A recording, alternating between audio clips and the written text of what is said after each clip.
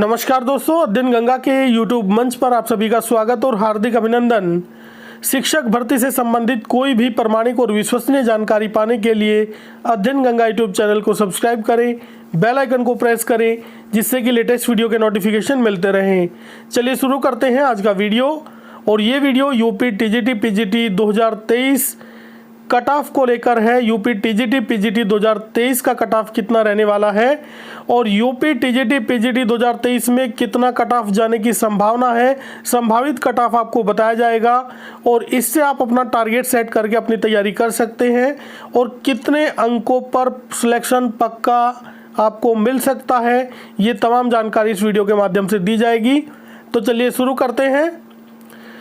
जैसा कि आप सभी जानते हैं कि 2022 में टीजीटी पीजीटी का विज्ञापन निकाला गया, यूपी टीजीटी पीजीटी का, जिसमें पदों की संख्या 4163 है, जो कि काफ़ी कम पद है क्योंकि लगभग 13 लाख अभ्यर्थियों ने आवेदन किया है और काफ़ी बड़ा जनसैलाब है जिसने आवेदन किया है टीजीटी पीजीटी के लिए। तो इसमें कट ऑफ कितनी जाने की संभावना है ये आपको बताया जाएगा, लेकिन उससे पहले एक बार नज़र डाल लेते हैं क्योंकि 2022 में जैसे ही ये विज्ञापन निकाला गया, 2022 में इसका एग्ज़ाम नहीं कराया गया, 2023 चालू हो गया और 2023 के भी 3-4 महीने जा चुके हैं, अभी तक एग्ज़ाम की प्रक्रिया स्टार्ट नहीं हुई है। लेकिन जैसे ही माननीय मुख्यमंत्री योगी आदित्यनाथ जी ने नए शिक्षा सेवा चयन आयोग के गठन की बात की, तो उससे अब ये निश्चित हो गया है कि ये भर्ती परीक्षा आपकी जल्द होने वाली है। जैसे ही नई शिक्षा सेवा चयन आयोग का गठन होगा, उसके तुरंत बाद पहली भर्ती आपको टीजीटी पीजीटी की देखने को मिलेगी क्योंकि इसके लिए आवेदन लिए जा चुके हैं। लेकिन अभ्यर्थियों की अब यह भी मांग है कि 13 लाख अभ्यर्थी है और केवल वैकेंसी जो है वो 4163 है, तो इन पदों को बढ़ाया जाए क्योंकि ये जानकारी भी निकल कर सामने आई थी माननीय शिक्षा मंत्री जी के द्वारा कि लगभग 16,000 पद रिक्त है टीजीटी पीजीटी के। तो अब ये अभ्यर्थी मांग कर रहे हैं कि ये 16,000 पद भी इसमें जोड़े जाए। तो यदि 16,000 पद जोड़ दिए जाते हैं तो कट ऑफ कितना बनने की संभावना है और यदि 16,000 पद नहीं जोड़े जाते हैं तो कट ऑफ कितना जाने की संभावना है। तो सबसे पहले बात करेंगे कि यदि 4163 पदों पर ही ये एग्ज़ाम लिया जाता है तो कट ऑफ कितनी जाने की संभावना है। हालांकि कट ऑफ के विषय में यदि बात करें तो हर सब्जेक्ट का अलग अलग कट ऑफ जाता है, लेकिन यहाँ पे ओवरऑल आपको एक जानकारी दी जाएगी।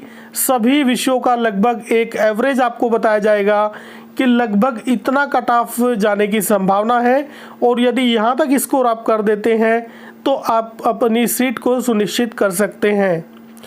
तो सबसे पहले बात करेंगे टीजीटी की। और टीजीटी की जो परीक्षा होती है उसमें आप सभी जानते हैं कि 125 प्रश्न पूछे जाते हैं, 125 क्वेश्चन होते हैं और केवल एक एग्ज़ाम आपको देना होता है और इसमें कोई इंटरव्यू का चक्कर नहीं होता है। तो टीजीटी की यदि बात करें 125 क्वेश्चन होते हैं और 4 अंक का एक प्रश्न होता है, यानी कुल मिलाकर 500 अंकों की ये परीक्षा होती है। और 500 अंकों में से कितने अंक आपको लाने हैं जिससे कि आपकी एक सीट पक्की हो जाए। तो 125 प्रश्न होंगे और अंक जो है वो आपके होंगे 500। तो देखिएगा टीजीटी में यदि आप 4163 पदों पर फाइट करेंगे, जो कि अलग अलग सब्जेक्टों जितने भी सब्जेक्ट हैं सब में ये वैकेंसी डिवाइड हो जाएगी। उसके बाद में कैटेगरी वाइज ये डिवाइड कर दी गई है, तो काफ़ी कम पद हो जाते हैं।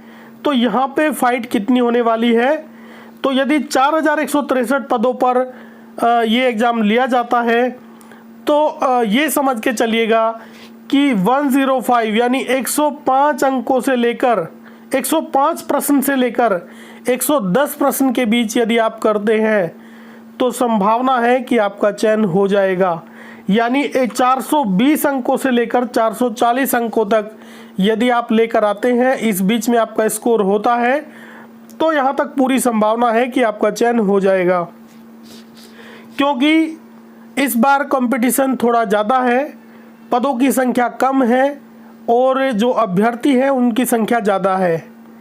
तो अगर 4163 पदों पर ही ये भर्ती होती है तो 105 से 110 प्रश्न आपको सही करने होंगे, यानी कि 420 अंक से लेकर 440 अंकों तक यदि यहाँ के बीच में आपके अंक है तो आपको संभावना है पूरी कि आपका चयन हो जाएगा। और जो जनरल कैटेगरी के अभ्यर्थी हैं वो मान के चलिएगा कि लगभग 108 से 110 प्रश्न यदि उनके सही है तो जनरल कैटेगरी में चयन होगा, और बाकी जो रिजर्व कैटेगरी है वहाँ पे यदि 105 अंक से ऊपर आपके अंक है, 105 प्रश्न से ज़्यादा आपने हल किए हैं सही, तो यहाँ पर आपका चयन होने की संभावना है। तो कुल मिलाकर स्कोर आपको जो करना है वो 105 से 110 प्रश्न आपको सही करने हैं। 110 प्रश्न का टारगेट आप कम से कम बनाकर चलिएगा, बल्कि 115-20 क्वेश्चन का यदि आप टारगेट बनाकर चलेंगे तब ही आप 110 प्रश्न कर पाएंगे, क्योंकि 125 में से 110 प्रश्नों को सही करना बहुत बड़ी बात होती है। केवल 15 प्रश्न ही ऐसे बचेंगे जो आप नहीं कर पाएंगे, तो इसके लिए आपको बहुत ही मेहनत करनी होगी। ये तो बात रही यदि 4163 पदों पर ही ये एग्ज़ाम लिया जाता है, लेकिन यदि 16,000 पद बढ़ाए जाते हैं, 16,000 पद बढ़ने के बाद में 4,000 पद पहले ही निकल चुके हैं, 16,000 और जोड़ दिए जाते हैं तो ये लगभग 20,000 पद हो जाते हैं।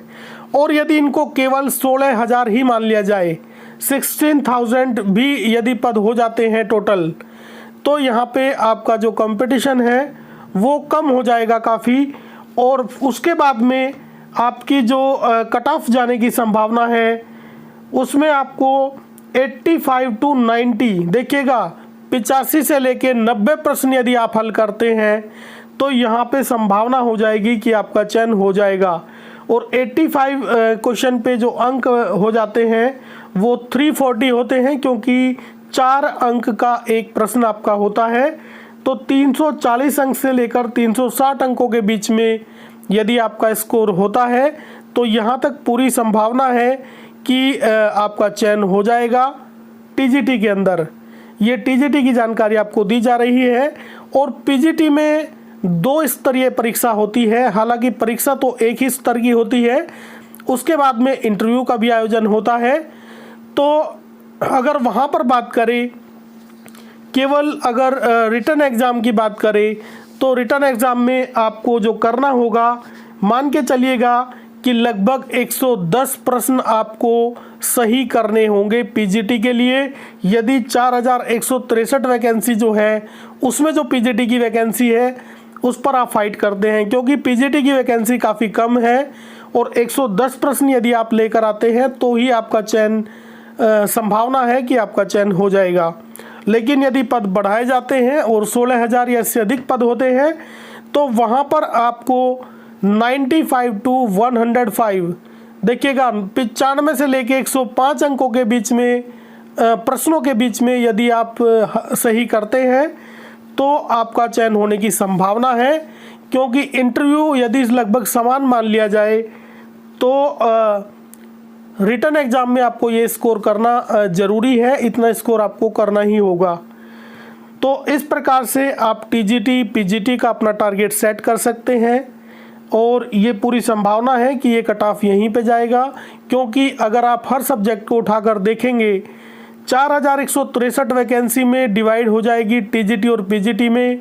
उसके बाद में जितनी भी वैकेंसी टीजीटी की है वो डिवाइड होगी फिर कैटेगरी वाइज, पहले बालक वर्ग और बालिका वर्ग, उसके बाद में फिर कैटेगरी वाइज डिवाइड हो जाएगी। बालक वर्ग में भी सारी category, general, SC ST, OBC, WS, और इसी प्रकार से जो बालिका वर्ग है उसमें भी सारी कैटेगरी डिवाइड होगी।